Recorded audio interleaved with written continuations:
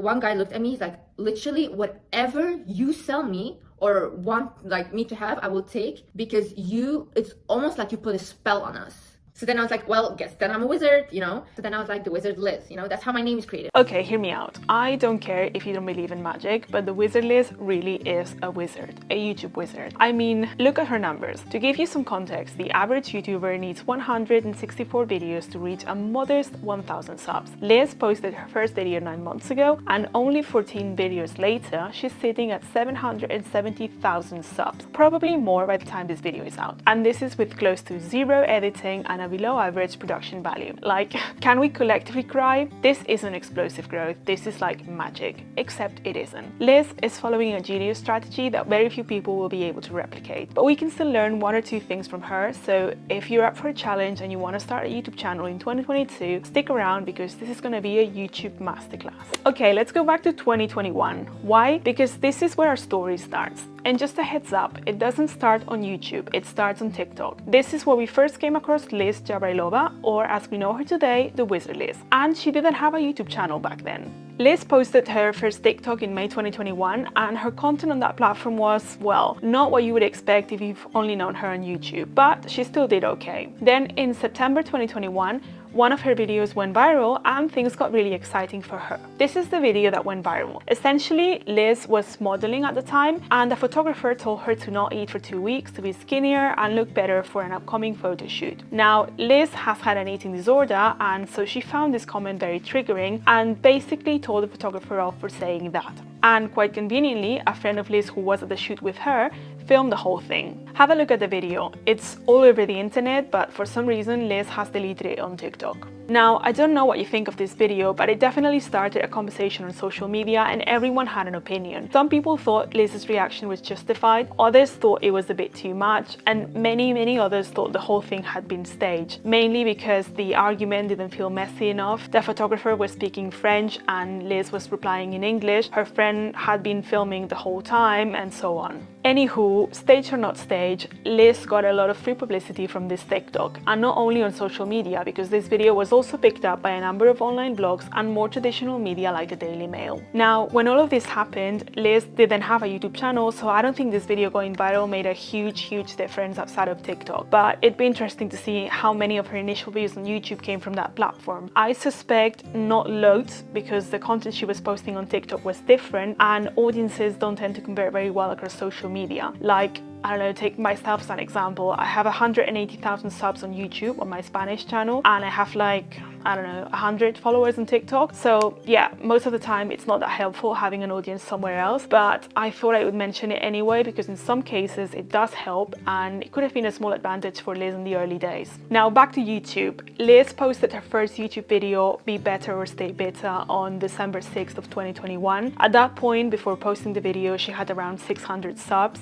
How? I don't know. No one really gains subscribers with 0 content. It might be that she posted something before that and then deleted it, or what I think is more feasible, she got a few subs from TikTok and the video of her viral argument with a photographer. Anyway, she posted her first video on YouTube and things took off straight away. That was her only video in December, and in that month only she got like 60,000 views and 9,000 subs. And if you're trying to grow on YouTube, you know how huge this is. Like, getting thousands of subs in your first month as a YouTuber and with only 1 video is just incredible. And that was just the beginning. December was actually her worst month. Look at the subscribers she gained in the following months, and this was just with 1 or max 2 videos a month. Like, I don't know, just wow. And she's not slowing down. If anything, Liz is growing more and more quickly every month, and her last 3 months have just been out of this world. I'm not gonna lie, when I first came across Liz, I didn't get it. I clicked on one of her videos and I thought, wow, she's very eloquent, she's very pretty, but that was it. I didn't get all the hype. I didn't understand why she was growing so quickly. I don't know, her content just seemed pretty low effort, and on a surface level, what she was doing went against everything I knew about YouTube. I don't know, just take any other person and make them sit in front of a camera in their kitchen or in their living room, whatever, and talk about existential stuff for 25 minutes, and you just have a recipe for failure because no one's gonna listen. But somehow when Liz does it, it's different. Why? Well, the way I see YouTube, if you're gonna be someone on this platform, you need at least 2 of these 3 things: content value, personality, and production value. And Liz is not an exception, and she has 2 of these things, but she's done something incredibly clever with the one thing that she doesn't have. She's turned her weakness into a strength. We can all agree that Liz's content is valuable and she has an interesting personality, but her production value isn't quite there, and this could be a problem for anyone, but it's not a problem for Liz. Why? Because her low production value screams confidence and authenticity, and this goes really well with the type of content that she's creating. An amazing production value wouldn't really go with her brand. She could spend 20 hours editing each video and thumbnail, adding fancy b-roll, titles, transitions, using Photoshop, After Effects, whatever, but if she did this, it would distract you from her message and she'd just be like any other YouTuber. In a world full of videos that look like Netflix documentaries and bright thumbnails with bold text and people looking surprised, Liz is a purple cow. And before someone gets offended, I don't mean that literally, it's a compliment. You see, there's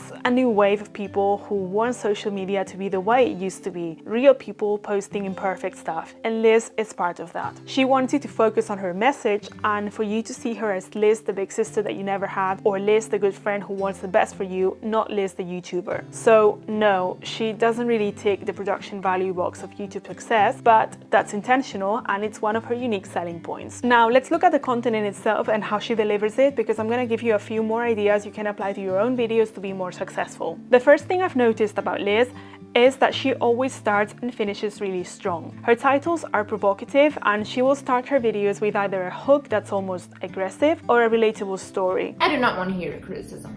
You can keep it to yourself. My life is already hard enough on its own and I'm already hard enough on myself. You contributing with like, oh my god, I don't like this about you, you have to change this. Who are you?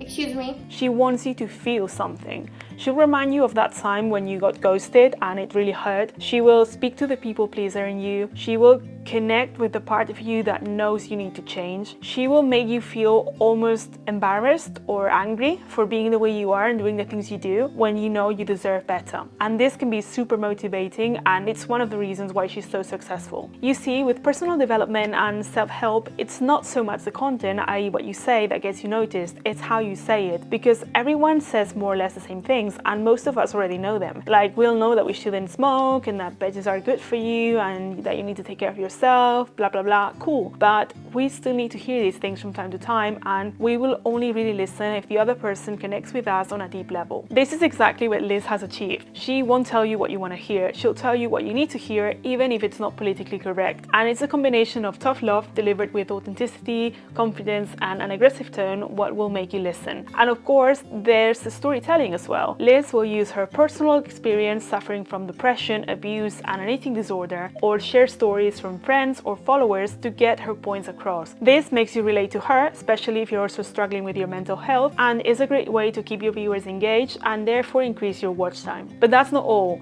There's something else that she does that is genius and keeps people watching till the end. Look at this clip and let me know in the comments if you notice something weird. How can you trust yourself if you keep promising yourself things and you don't come true? So if your friends are all like insecure and everybody has anxiety. If you were listening, did you even notice she moved on from one topic to the next? Because I didn't the first time I watched this video. Liz's videos are like listicles. She has a list of points that she wants to cover in a specific order. Now, the problem with listicles is that it's easy to click off a video in between one point and the next. You tend to lose viewers with each transition, especially if your transitions are something like this.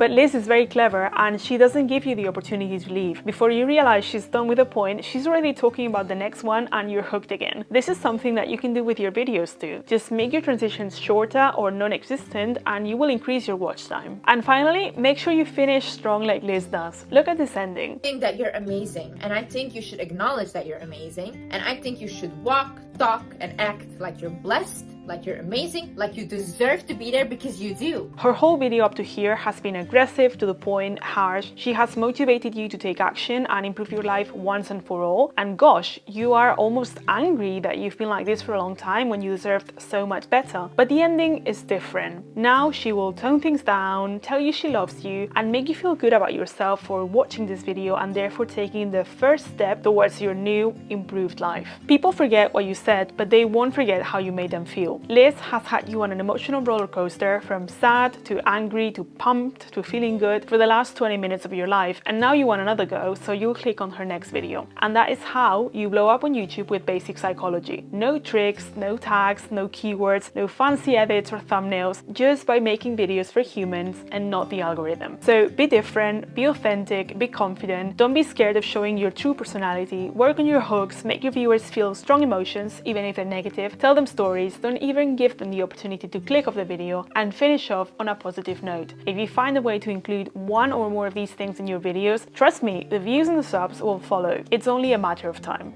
If you like this video and want to keep learning from the best, check out my other analysis. I'm sure you will find something valuable that you can apply to your own channel, because remember, success always leaves clues and we are here to uncover them.